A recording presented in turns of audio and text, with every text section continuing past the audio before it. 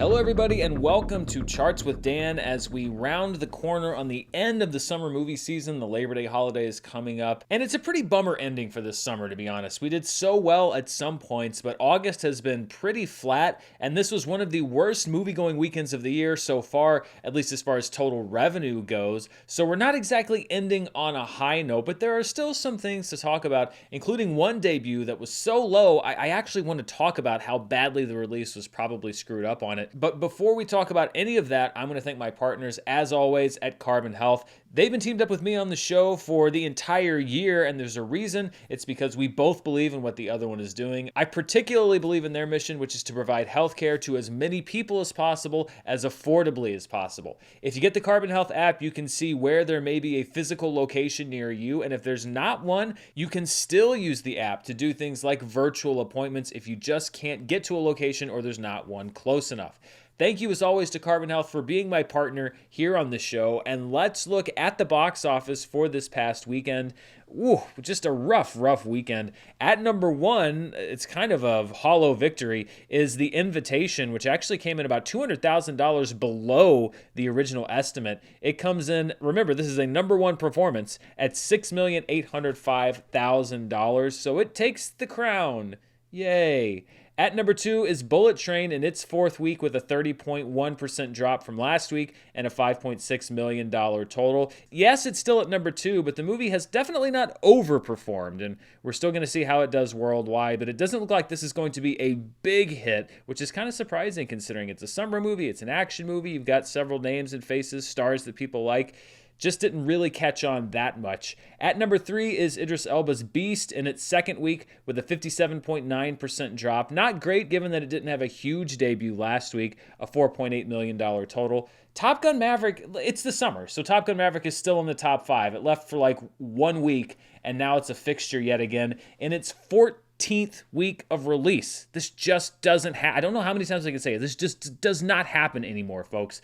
20.2% drop and a $4.7 million total. Dragon Ball Super Superhero. We've seen this with a lot of the anime features. They have impressive openings, but then the bottom just drops out in the second week. A 77.9% drop in week two with a $4.6 million total. At number six is DC League of Super Pets in its fifth week with a 27.2% drop and a $4.1 million total. At number seven is the movie that I'm going to talk about in just a second at a little more length, which is 3,000 Years of Longing, the latest from director George Miller. It debuts at number seven with $2.9 million. This is a $60 million movie, so we're going to definitely talk about that in just a second. At number eight is Minions: The Rise of Gru with a 27.2% drop from last week and a $2.7 million total. It is now officially out-earning Thor: Love and Thunder, which is at number nine, just behind Minions, with a 34.9% drop from last week and a $2.6 million total. And then hanging around the top 10, at least for one more weekend, is Where the Crawdads Sing in its seventh week, a 28.2% drop and a $2.3 million total. So let's talk a little bit about 3,000 Years of Longing. It stars Tilda Swinton and Idris Elba. It's the latest from George Miller. His last movie was one that you might have heard of, called Mad Max Fury Road. So let's look at where it falls in his filmography. These are the top five George Miller openings domestically. At number one is his last movie, Mad Max Fury Road, which put up a $45.4 million opening weekend back in the summer of 2015. Hard to believe it was that long ago. George Miller has a weird filmography because number two is the first Happy Feet movie with a $41.5 million opening, and number three is Happy Feet 2 with a $21.2 million opening. He makes movies for everybody. Then we go back to the 80s. At number four, The Witches of Eastwick with $9.4 million in its opening weekend, and then at number five, Mad Max Beyond Thunderdome with Tina Turner and Mel Gibson at $7.2 million.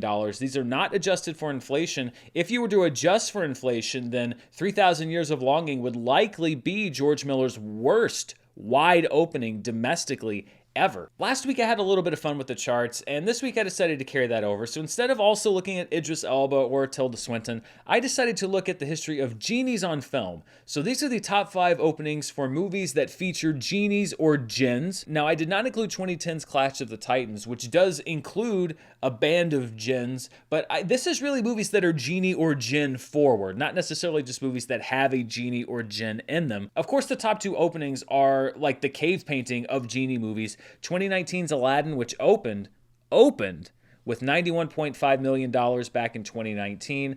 At number 2, 1992's original animated Aladdin, which opened in its wide opening weekend with $25.7 million. Then we take a big dip. If you weren't around in the 90s and you don't know Shaq, boy, do I have a movie to tell you about. It's called Kazam, and Shaq plays a genie. That's really all you need to know. It opened to $7.1 million. Then we have Wishmaster at $6 million at number 4. And then we go down to DuckTales the movie, Treasure of the Lost Lamp, which was released back in the 90s at $3.8 million. Again, none of these are adjusted for inflation, and still 3,000 Years of Longing could not best these movies from the 90s and the 2000s. So what happened here? Because this is more than just a movie that doesn't connect with audiences. This is a movie where something went wrong in the release. And I think there was a couple of things that went really badly. Number one is that it was very bad timing. And then the other thing was that it was completely mismarketed. Let's look at the bad timing first of all. You have a $60 million movie here starring Tilda Swinton and Idris Elba that's opening in August, which means that the trailers for this movie are going to be competing with trailers for other summer movies and some of the bigger, blockbusters that are coming out in the fall. And it seems like MGM, who put $60 million into this movie, felt like they had to market it as this big, mainstream, crazy romp from the madcap mind of George Miller, which this movie very much is not.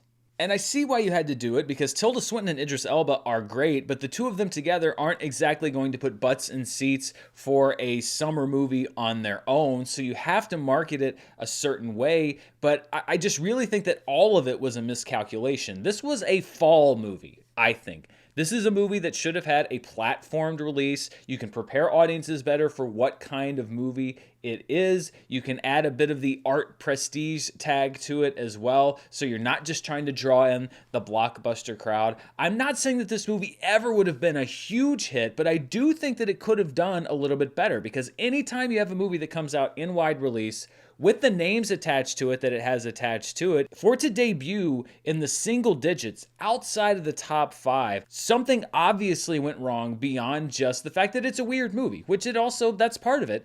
3,000 Years of Longing is just a weird movie, but it was also a weird movie that was mismarketed, that obviously didn't find its audience, and you have to look at the studio when it comes to that. It's not just the movie. You have to look at the studio. Looking at the movies that dropped out of the top 10 this weekend, we have Nope, which drops out of the top 10 after 5 weeks, and then Bodies, Bodies, Bodies, which spent only 2 weeks in the top 10. I've got to be honest, I really thought Bodies, Bodies, Bodies was going to catch on more. I guess that just shows that I don't really know what the kids are going to enjoy, but it's certainly a movie that I liked, and I'm surprised that it fell off as quickly as it did. Speaking of falling off, let's look at the overall performance for this weekend when we compare it to the average from 2015 to 2019 and even last year's average. And for the first time this year, we dip below where we were in 2021. And why is that? Well, it just comes down to the marketplace. It comes down to what was available. Last year at this time, you had Free Guy in week 2.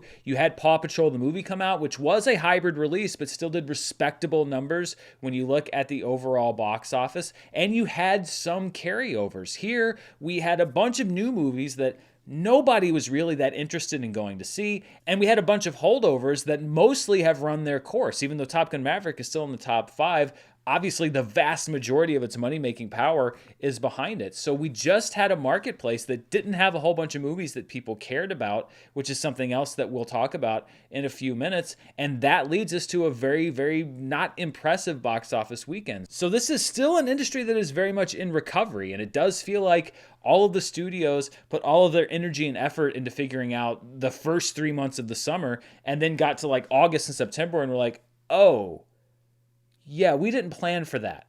So that's something they're going to have to work on. You do have to program 12 months a year, more or less, and we're seeing a really flat result because of this lack of programming and a bunch of releases that people just don't care about. Let's look at the top 5 films per theater. At number 1 was an IMAX re-release of Rogue One, a Star Wars story. It was in 255 theaters, brought in $4,159 per theater. I actually went to see it this past weekend. I really love that movie. I'm a big fan of Rogue One, so it was great to see it on the big screen again. There was a preview of the Andor show that's coming out on Disney+, which I actually think looks pretty interesting. Got to be honest, I had no interest in the Andor show, but now I'm definitely going to be looking forward to checking it out.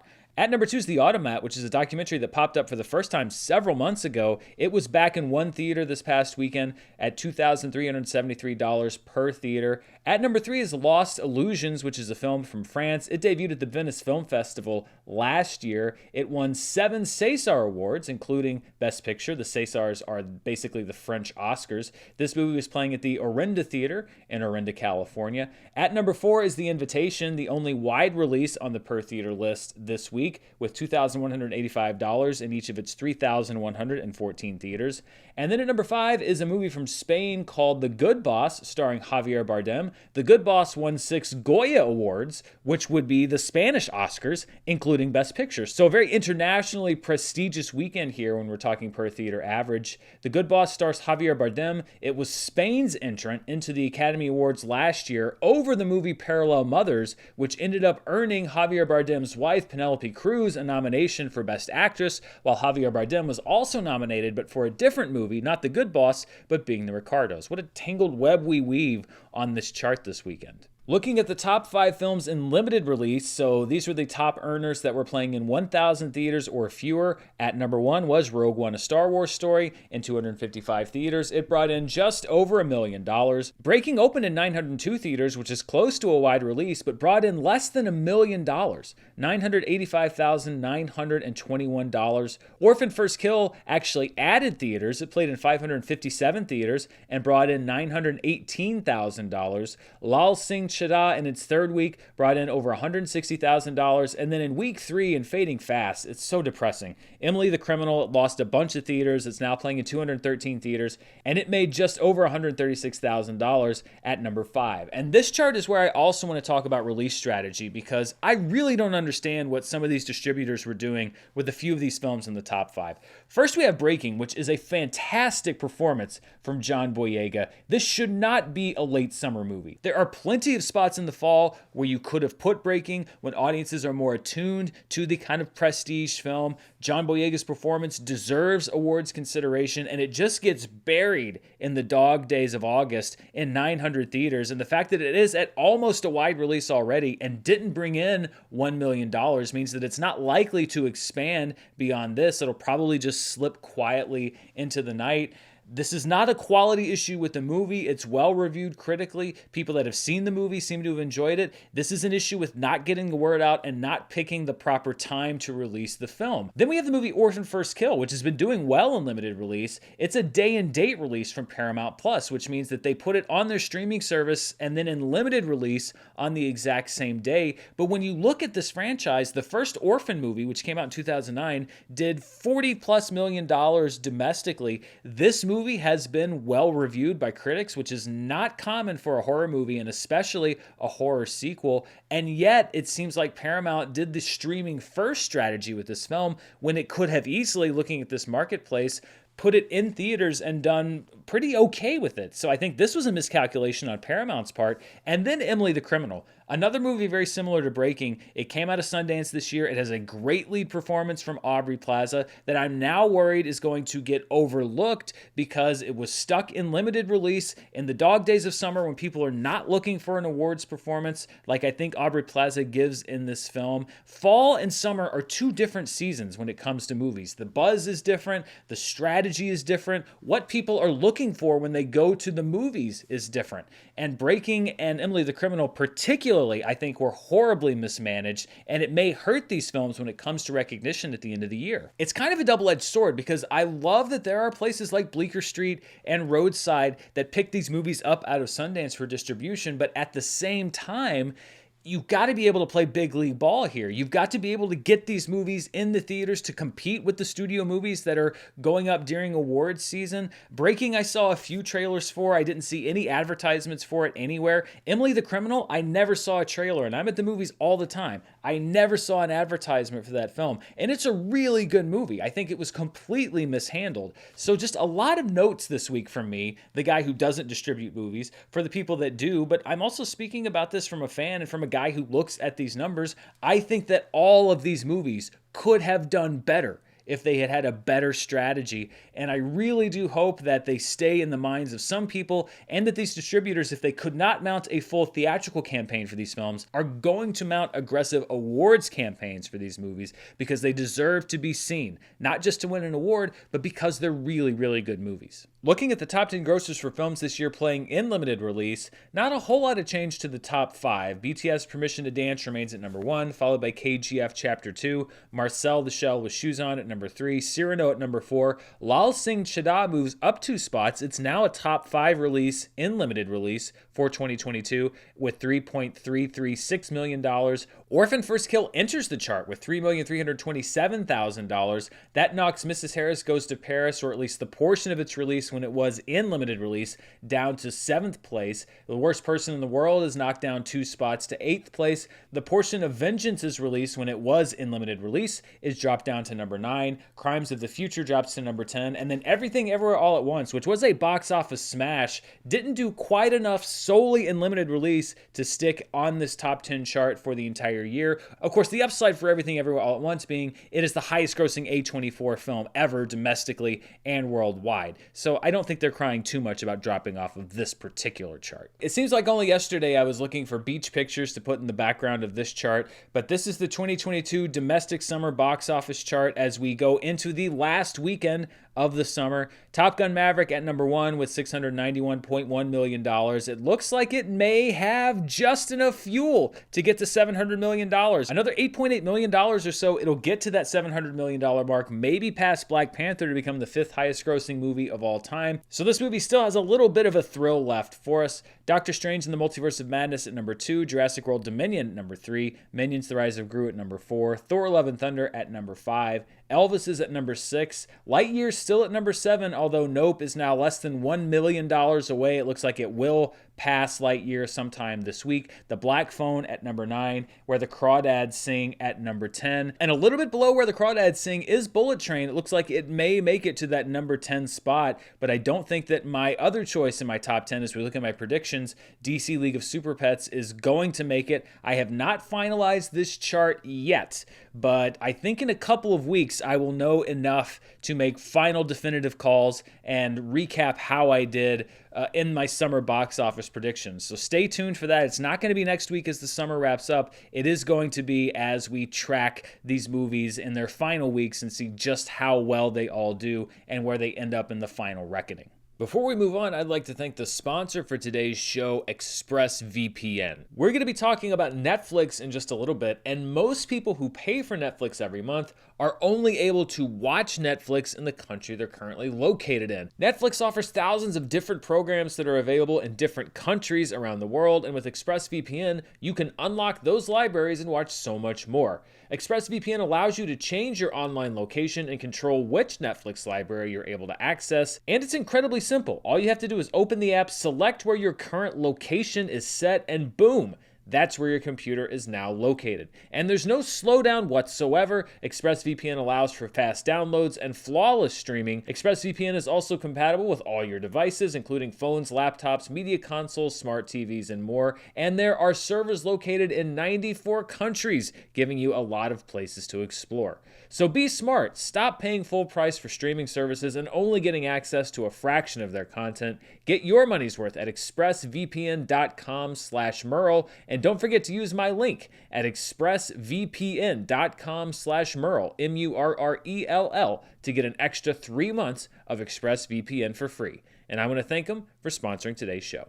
Let's look now outside of the domestic market to the international market. These are the top 5 films in all markets outside of the United States and Canada. Minions: The Rise of Gru continues to play in countries that it has opened in more recently than it did here domestically. $14.9 million, followed by New Gods, Jian at $12.9 million, Moon Man at $12.1 million, and Warriors of Future at $9.7 million.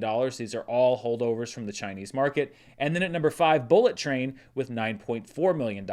When you combine the domestic market with the international market, we get our top 5 films worldwide. Minions: The Rise of Gru still holding the crown as the highest grossing film worldwide in its 9th week of release, a 41.9% drop globally from last week, $17.6 million total. Bullet Train's at number 2 with just over $15 million and a 25% drop from last week. Then we have New Gods, Jian, which dropped just 34.7% from last week. Moon Man in its 5th week of release, which dropped just 31.4%. And then at number 5, back in the top 5, is Top Gun Maverick, of course, in its 14th week of release, a 21.9% drop globally from last week, continuing to be fueled, of course, by its exceptionally strong performance here in the domestic marketplace. Looking at the 2022 domestic box office overall, nothing has changed since last week.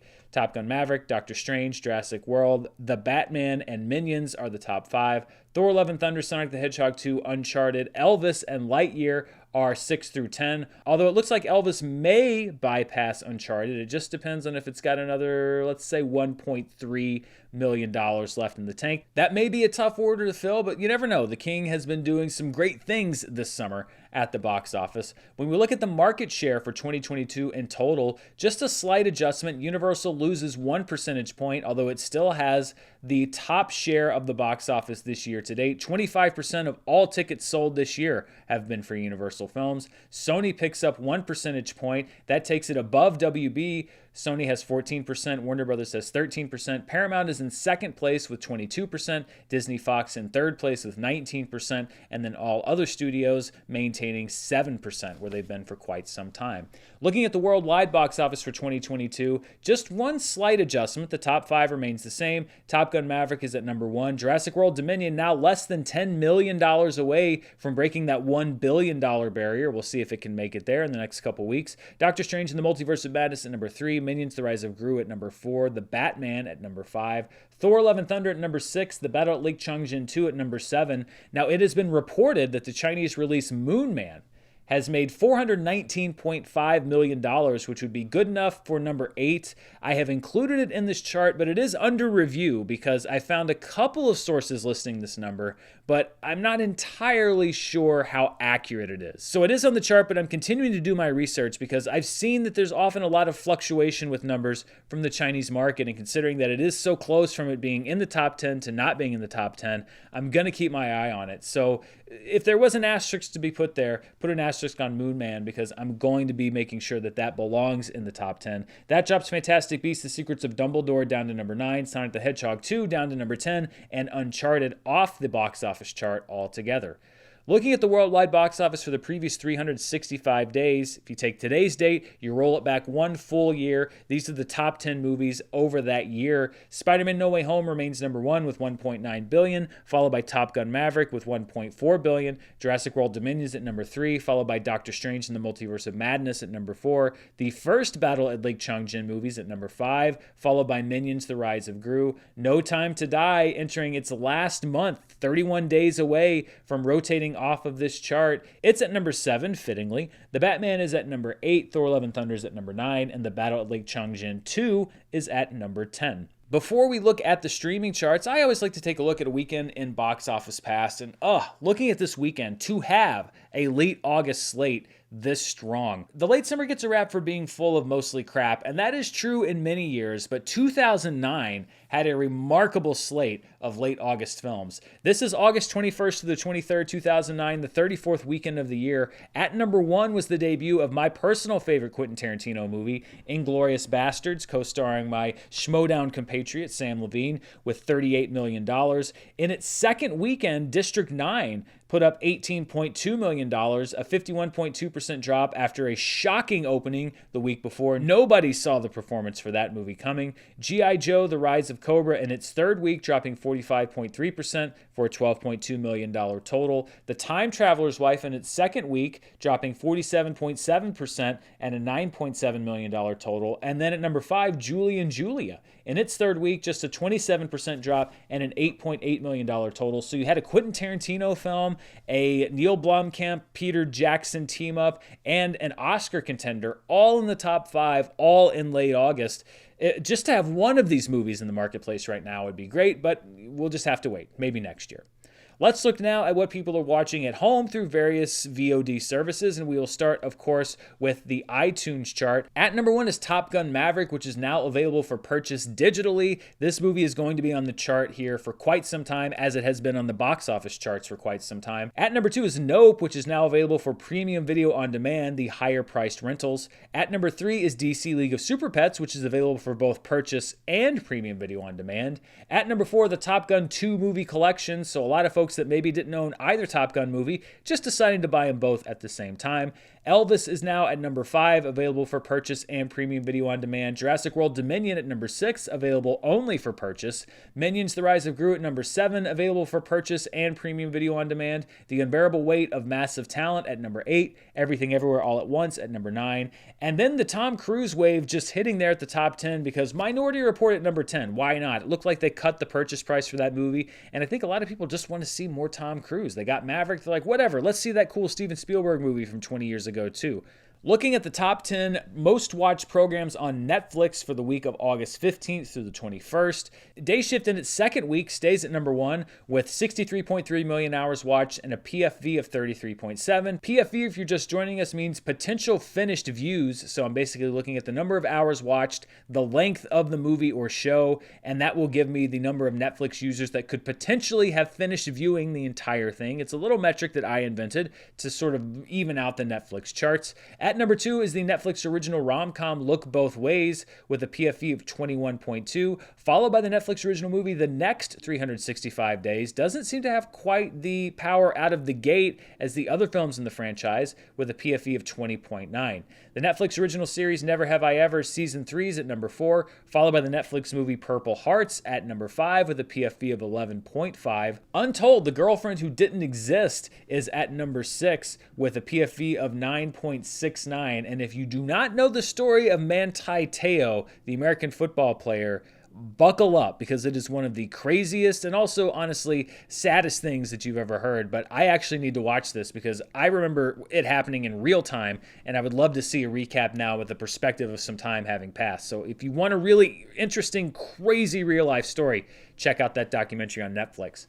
At number 7 is The Sandman Season 1 with 77.2 million hours watched and a PFV of 9.66. Speculation that perhaps a renewal order may be coming for that show soon. The only non-Netflix program here in the top 10, The Angry Birds Movie 2 at number 8 with a PFV of 7.1. The Netflix movie The Gray Man stays in the top 10 with a PFV of 6.8, followed by the Netflix movie Royal Teen, which is at a PFV of 6.6. Looking at the 10 most watched Netflix programs of 2022, Purple Hearts, you can see there, moves up to number 4 behind The Gray Man. The Adam Project and Stranger Things 4 maintain their hold on numbers 1 and 2. Hustle drops down to number 5. The Sea Beast moves up to number 6. Bridgerton Season 2 moves down to number 7. The Man from Toronto, The Tender Swindler, and Senior Year all remain unchanged at numbers 8, 9, and 10. And then when we look at the 10 most watched Netflix programs from June 28th, 2021, which is when they began providing this data, to now, Squid Game easily remaining number 1, followed by Red Notice, the only 2 programs so far that report a PFV of over 200 million. Don't Look Up's at number 3. The Adam Project is at number 4. Stranger Things 4 is at number 5. The Gray Man moves up to number 6. That moves The Unforgivable down 1 spot to number 7. Purple Hearts moves up 1 spot to number 8. Hustle moves down 1 spot to number 9. And Money Heist Part 5 moves down 1 spot to number 10. There are a couple of Netflix shows that I wanted to mention really quickly because they've been in the news and I've had a couple people ask me about them. The first is the Netflix original series Resident Evil, which just premiered a few weeks ago. It has been canceled about a month after it premiered. It had 173,400,000 hours watched in its first 3 weeks for a total PFV of 24.4. That is very low when you compare it to most Netflix original series. The budget for it is unknown, although my guess is it was not cheap. This was not really a critical or audience hit by any metric. On Rotten Tomatoes, a 55% critical rating and a 26% audience rating. On Metacritic, a 53 rating and a 3.9 rating from the audience on IMDb. So this was a misfire from Netflix, another one from the Resident Evil universe, and probably a fairly hefty lost investment. And with everything that's going on, you wonder how much more carefully Netflix is going to be metering the projects that it greenlights. Another show that a lot of people have mentioned to me is an import from Korea called Extraordinary Attorney Woo. And it's partially because you may have seen stories like this. This is one from Forbes that says Netflix has never had a show dominate like Extraordinary Attorney Woo. And this has really been making a lot of news because Extraordinary Attorney Woo has been putting up great hours watched numbers, a huge amount of hours watched.